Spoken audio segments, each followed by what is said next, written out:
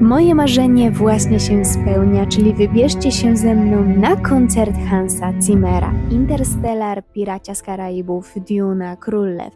Jeśli znasz chociaż jeden z tych tytułów, to znak dla Ciebie, że musisz wybrać się do Krakowa. Dzień zaczęliśmy od spaceru na krakowskim rynku, a ponieważ był z nami miłośnik sztuki, naszym obowiązkowym punktem na mapie było Muzeum Narodowe. Przysięgam Wam, że żaden podręcznik nie oddaje piękna tych dzieł.